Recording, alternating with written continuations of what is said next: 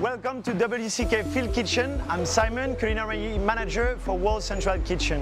We are here in La Guaira, Venezuela, following the earthquake that happened on the 24th of June. Here it's our unloading area where we are receiving all the ingredients needed to cook from different suppliers from La Guaira and Caracas. We are here in our field kitchen producing thousands of meals and sandwiches every day. In this production line we are producing hot meals directly, local recipe made by local chef. We are producing 5,000 sandwiches daily for first responders and volunteers working in the region. This is our prep area. Here we are cutting hundreds of kilograms of vegetables every day. Today we are also preparing cerdo asado, a special recipe from Chef Carlos Garcia, who is helping us and have been a crucial help for this operation. Here we have our amazing dishwasher team making sure everything is clean and sanitized to be able to send food as safely as possible. This is our area of expedition. All the meals are coming here. And here we have our expedition team that makes sure that all the meals are loaded in the right cars with water and fruit to be sent to distribution point. We are also working with local farms to send them all our organic waste to feed pork and support them after the disaster.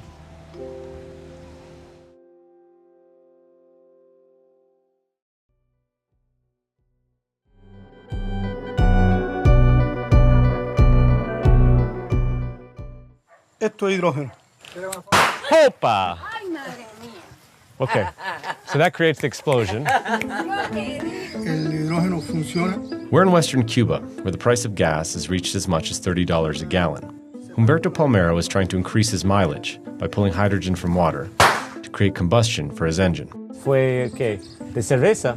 Sí, de cerveza. Okay, so es una botella de cerveza. Aquí yo pongo el agua. We came here to see how Cuba is managing an unprecedented energy crisis and found residents are finding new ways to survive. Empecé a inventar, me eché como un mes y pico creando y innovando. In January, the Trump administration began blocking fuel shipments to Cuba in a blatant effort to squeeze the island and force the government to collapse. Are you considering U.S. action in Cuba? I think it's just going to fall. 6 months later, the government is still standing and struggling to meet basic needs. And yet Cubans are working through and around the crisis and improvising to power their lives. Yeah, it's 43% remaining. You know, this is the heart of the whole thing. David Gonzalez has created one of Havana's hottest venues by powering concerts entirely off a lithium battery he imported from Spain. We depend totally on the use of electricity that you have, as a supply, because without it, we would be dead. He uses his battery to fuel parties for artists and activists at his childhood home, which in Cuba is both an act of resilience and resistance. Resilience, it's a double-edged sword. We Cubans can adapt to anything, but at the same time, it's not a very good thing, because our priority is adapting to the situation, to the mess they have crafted, instead of overthrowing or dismantling our government. Across the island, we saw how Cubans are adapting to their circumstances. They're installing solar panels on their homes and vehicles, and they're modifying gasoline generators to run off natural gas connections. By innovating, they've allowed the nation to stretch its fuel supply much longer than the Trump administration had bet. How much longer do you think Cuba can really survive without significant intervention from an ally or some significant change in U.S. policy? The intimate expectation in political circles in the United States was that Cuba could not survive beyond April. And here we are. Under very difficult conditions, with our people suffering, but here we are.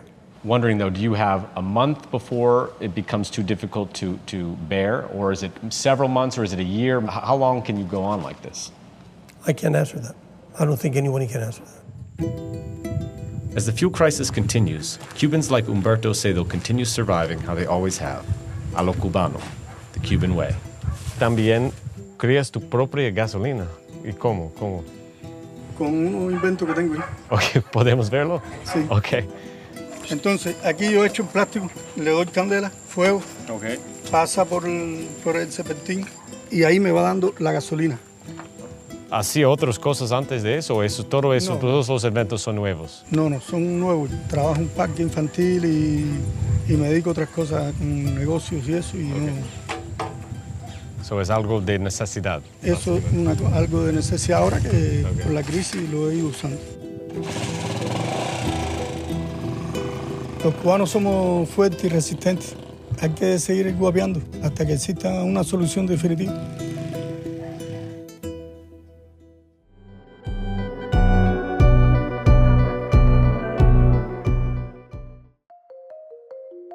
The oceans. They are always on the move. Together, the ocean basins are like a big interconnected highway that transports nutrients, carbon, and heat around the world. This mesmerizing data visualization of ocean currents was created using a model called Estimating the Circulation and Climate of the Ocean, or ECHO for short. It's built using real-world data from satellites, buoys, and all kinds of other measurements. All of this movement starts with physics. Because the Earth is spinning, the water feels something called the Coriolis effect. This pushes some of the strongest currents, like the Gulf Stream and the East Australian current, against the east side of the continents. But what's causing all this motion? Here we can see the Pacific Ocean's strongest current, the Kuroshio. It begins in the warm tropical Philippine Sea and then flows north past Taiwan. After it reaches Japan, it turns east and heads across the Pacific Ocean, spinning off huge eddies where it turns right. The Kuroshio carries over 200 times more water than the world's largest river, the Amazon. This visualization makes it easy to see how the ocean moves water across the planet. Another major western boundary current is the Agulhas Current, which carries water down the east coast of Africa to its southern tip, called Cape Agulhas. There, the current makes a sharp turn to the east, but sometimes it pinches off giant eddies called Agulhas rings, which drift west into the Atlantic. These circular currents carry salt and heat into the Atlantic and form an important part of the overturning circulation, also known as the global ocean conveyor belt. This so-called conveyor belt is a system of currents that carries heat northward across the equator and into the North Atlantic. It plays a big role in the climates of North America, Europe, and Africa. Without it, winters in Europe would be much colder and droughts in Africa more severe. But the oceans do more than just move heat around. In some places, they absorb heat from the sun, and in others, they release it back to the air. We can see that in the Gulf Stream. Yet another part of the ocean's conveyor belt, the Gulf Stream starts in the tropics, where the water is very warm. As it drags warm water up the east coast of North America, it acts like a heater for the atmosphere. By the time this water has wandered across the Atlantic and wrapped around Europe, Iceland, and Greenland, it's gotten so cold that it sinks deep into the North Atlantic Ocean. The streaks you see near the surface show how water is moving from one place to another, but if you look closely, you can see that deep down, water is moving in a different direction, sometimes even the opposite direction, like it does far below the Gulf Stream. This cold, deep water headed south beneath the Gulf Stream is another part of that same ocean conveyor belt that keeps Europe warm. Some of that warm Gulf Stream water that heads north at the surface eventually winds up there, moving south again after losing so much heat to the atmosphere. Eventually, this cold, deep water will spread around the globe and slowly rise toward the surface. There, it will warm up in the sun and get ready to start the trip all over again.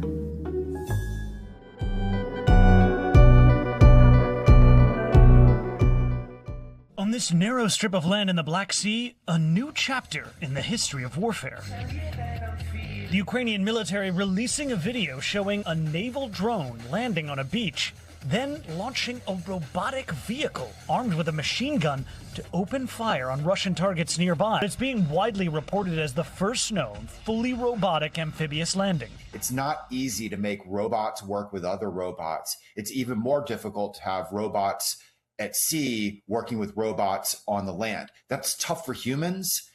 Ukraine's showing how to do it with robotic systems. And it's not just drone strikes from the air. They're starting to take the place of soldiers on the battlefield. Last summer, Ukraine reported carrying out a combined aerial and ground-based drone attack that captured a Russian position without risking a single casualty, taking 2 Russian soldiers prisoner after they waved a cardboard sign reading, "We want to surrender." And future missions may not even need a remote human operator.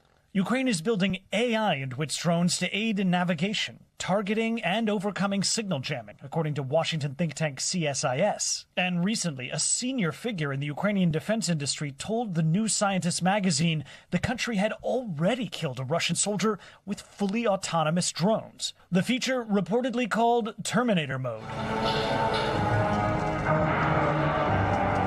The idea of robotic systems deploying into war, killing humans, was a science fiction. The hot military product for the next decade.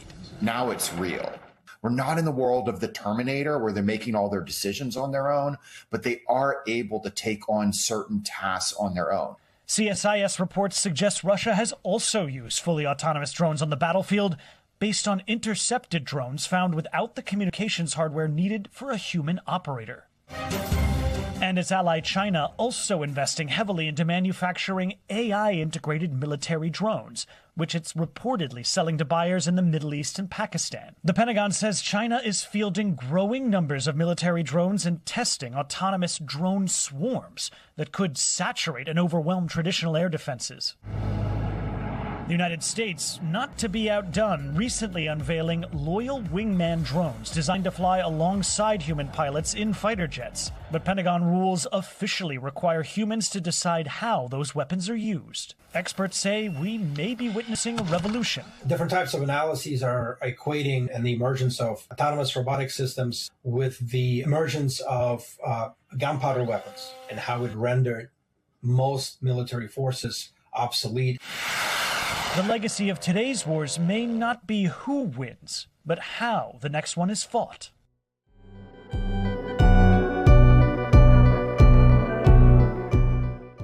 Look, we all know Donald Trump doesn't have a whole lot of interest in the minutiae, the details, the importance of public policy.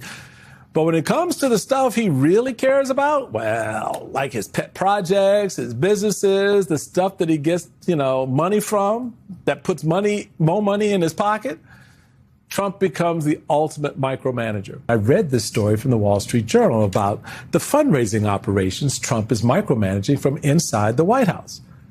They report that, quote, almost every night in the White House, President Trump calls his fundraiser Meredith O'Rourke for an update. Trump asks O'Rourke which companies and donors have cut checks and which haven't, and for how much.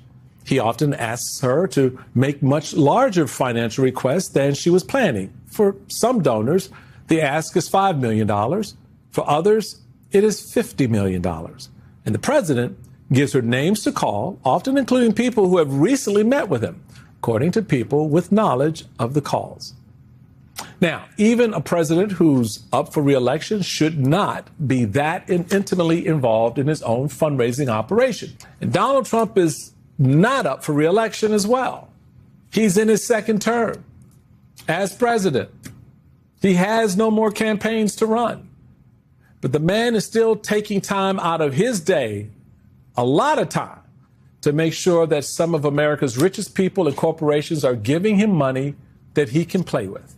And what are those companies getting in return for all that money that Trump is meticulously keeping track of?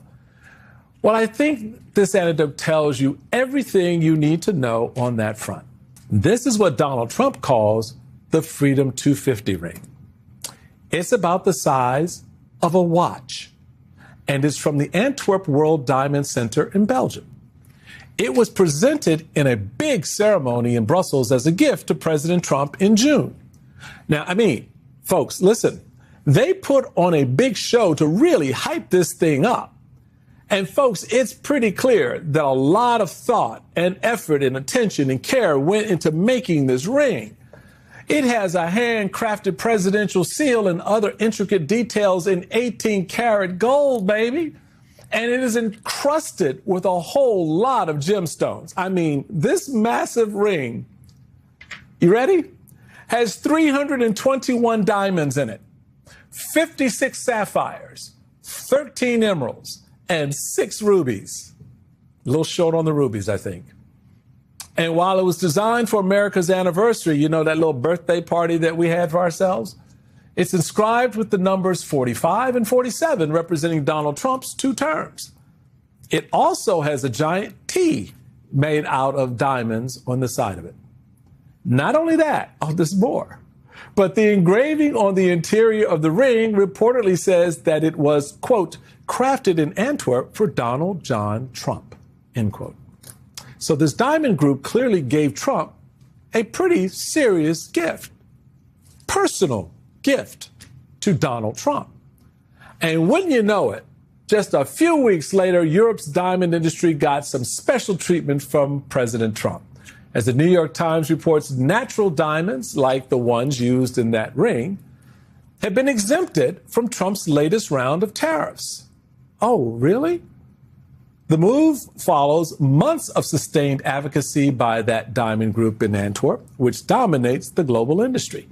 Now, look, we don't know for sure that lavish gift was the reason Trump just happened to make a carve out for the diamond industry and all those tariffs he was imposing.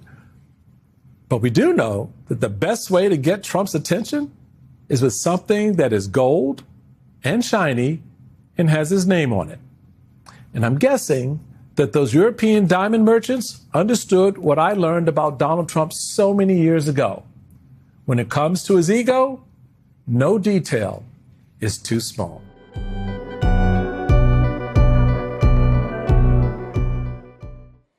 जैसे कोई घर में जाए तो घर का स्वामी क्या करता है सवेरे सवेरे घर में क्या होता है सवेरे So if you listen to satsang, झाड़ू लगाया जाता है do you really understand what does it mean? क्यों लगाया जाता है When you open a day in a family, you clean your house. Why do you do that? Because you want to clean the house in the very beginning and start with a clean day घर को स्वच्छ बनाया to make the house a clean place.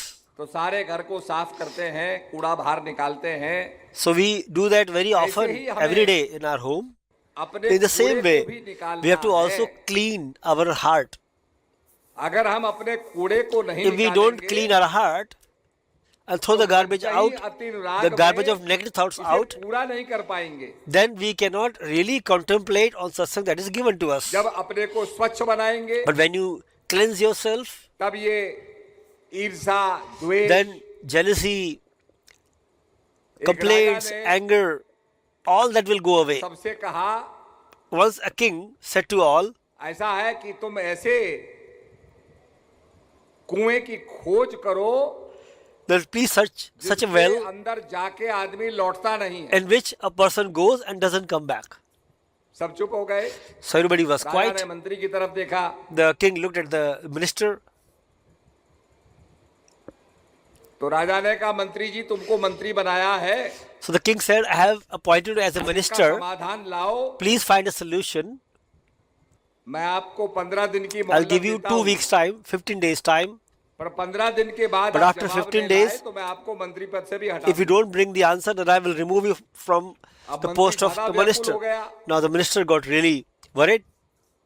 जगह जगह देशाटन करने लगा He started going घूमने around लगा, to search for such a कोई well मुझे बताए that somebody can tell काफी the location. घूमने के बाद After going around a uh lot, रहा था he was passing by. तो उसने गडरियों को देखा और He बहुत saw सी भेड़ें a उसके shepherd who had lot of sheep. स्वभाव को भांप गया This shepherd just figured it out. उसने कहा भैया क्यों चिंतित हो क्यों He said, इतने why are you so worried? उदास हो What's wrong with you? मंत्री ने कहा भाई बात ऐसी है The minister said, मुझसे एक प्रश्न पूछा गया है I am asked a ऐसा question कुआं बताओ to find a well जिसमें पहुंचने के बाद आदमी लौटता नहीं है from where a person cannot return. तो किसान ने कहा ये कोई बड़ी बात थोड़ी है. The farmer said, the shepherd said, it's not a big deal. Just relax, chill, जलपान करो, मैं have आपकी some बात food. का जवाब देता हूँ. I'm gonna give you the answer of your question. मंत्री बैठ गया. The minister पानी पिलाया. sat down, had water, उसे भूख भी लगी थी. and he was hungry a bit. तो किसान ने कहा मैं आपको So बकरी the का दूध पिलाता हूँ. shepherd also gave him milk of the फिर sheep, आपको बताता हूँ. and then I will tell you the secret मंत्री ने कहा, question पिलाओ, दूध answer. पिलाओ. उसने बकरी का दूध The निकाला. minister said, fine. उसने कहा भैया बात ऐसी है. He said, the जवाब तो मैं आपको दूंगा. fact of the matter is, पर I'll सबसे give you पहले answer मैं for इस sure, दूध को पीऊंगा. but मेरे पीने के बाद तुम पियोगे. first I will drink milk, then you तब will drink तुम्हारी milk, बात का मैं उत्तर दूंगा. then I will answer your question. थोड़ा सा दूध पिया. Now the farmer drank a little bit किसान milk, देख रहा था तो and आगे he क्या was देखा कि एक watching. नरकंकाल पड़ा था. So there was a skeleton of a dead body, पड़ी थी मट्टी में शायद. and the head was also there, maybe a little bit buried in the earth. The farmer said, ये जो skeleton है, the skeleton of the human dead body, ये दूध डालना होगा और तब आपको पीना होगा. and then you have to fill this head upside down and put the milk in that and then drink. So the minister was very hesitant. Then he thought, in 15 days the ministership will be gone. He said, okay, I will do this also. I'll drink from the skull of the dead body. He got the dead body. He put the skull upside down, put the milk in it. The moment he was about to drink, then the farmer said, please stop.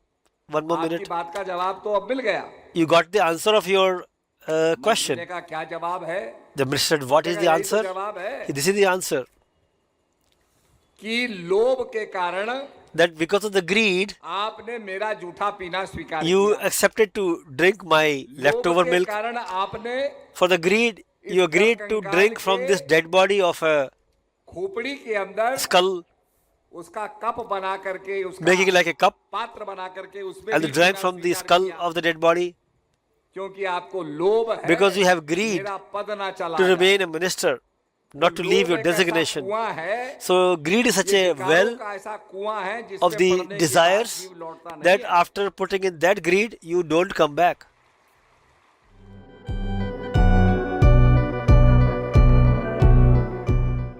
So we're currently at the Truckee Meadows Water Reclamation Facility. This is Northern Nevada's largest wastewater treatment plant.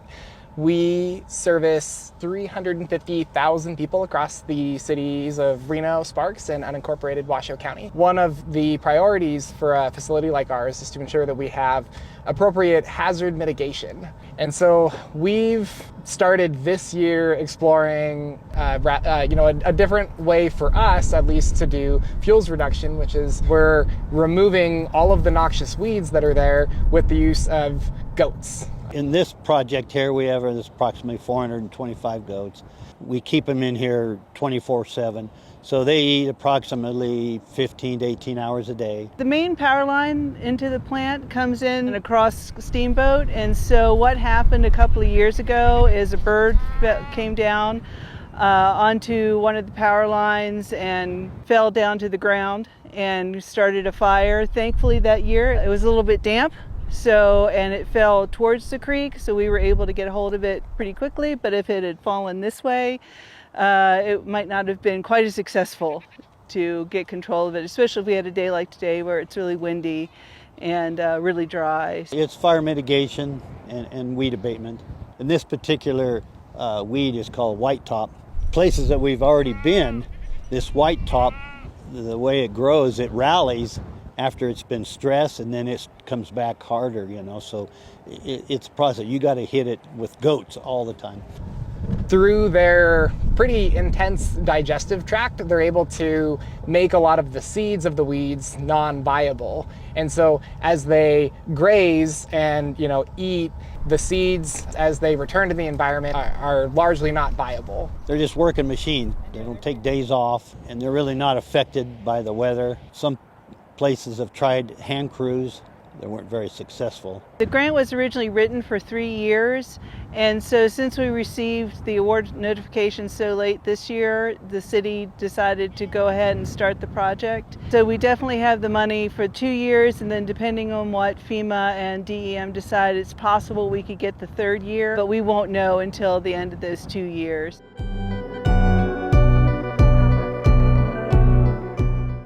In the mountains of Kyrgyzstan, there's a sport where men on horseback battle over the carcass of a dead goat.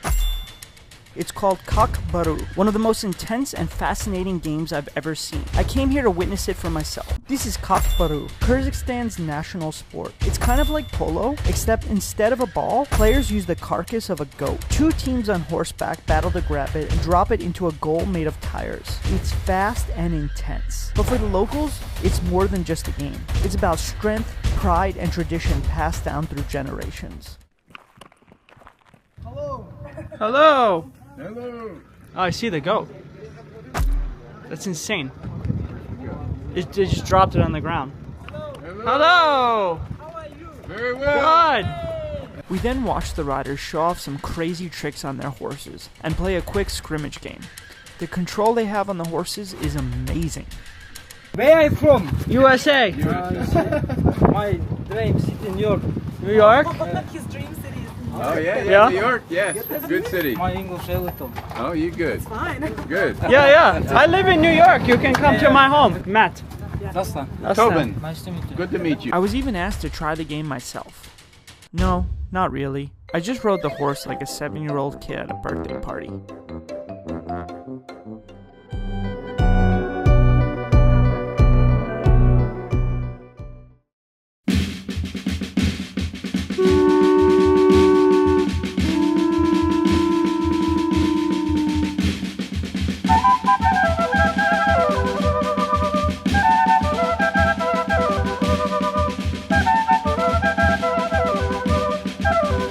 Good morning, travelers around the world. We are celebrating one of the most important months, which is the month of Cusco's anniversary. So we're gonna be discovering today part of our culture, music, traditions, and all these beautiful and ancestral Inca roots. Come with us to discover more.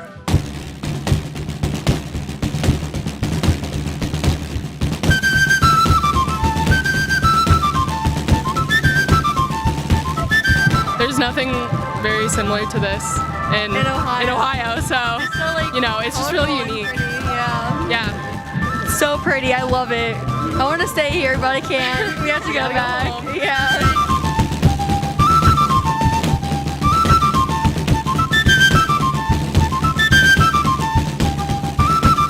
Causachun Cusco.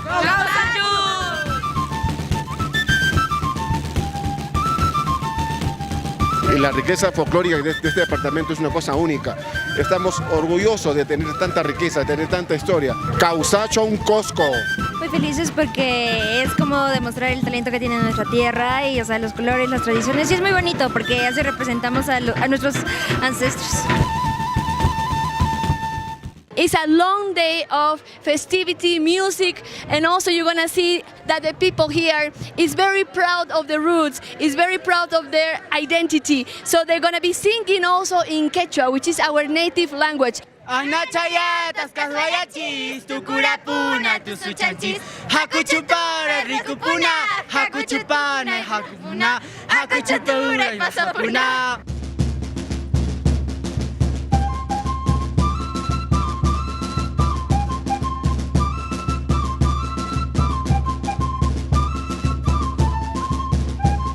Yeah, so much colour, so much happiness, so much smiling.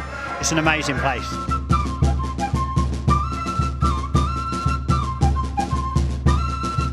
Thank you so much. It was a pleasure for us to share with you our costumes and our dances. Thank you. See you next time. Bye bye.